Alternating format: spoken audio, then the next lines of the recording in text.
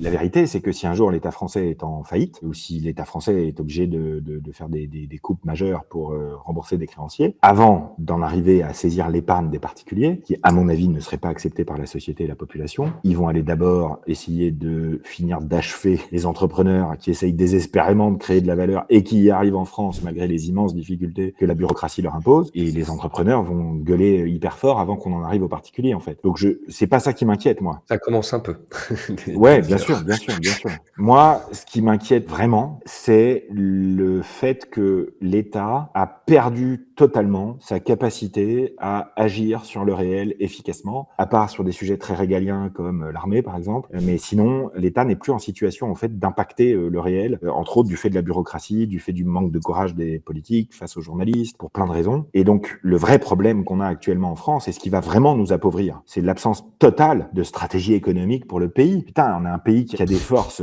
énormes, touristiques, éducationnelles, on a les meilleurs ingénieurs du monde. Et puis, je suis désolé, voilà, je le dis, je suis à l'étranger aujourd'hui, mais on a les Français, putain. Et c'est pas n'importe quel peuple, quoi. Voilà, je suis désolé de le dire, mais c'est une réalité. Et donc, là, on est en train de les étouffer, quoi. Et ça, c'est vraiment dangereux. Ça, c'est vraiment dangereux parce que regarde l'Italie aujourd'hui. Les Italiens, ils essayent de se relever, mais la population italienne a perdu de sa capacité créative depuis 15 ans à cause de la crise économique majeure dans laquelle le pays a été plongé en 2011. Et ça, c'est un truc qui fait vraiment très mal sur le long terme, quoi, parce que ça veut dire stagnation des salaires, ça veut dire pouvoir d'achat qui baisse, etc., etc.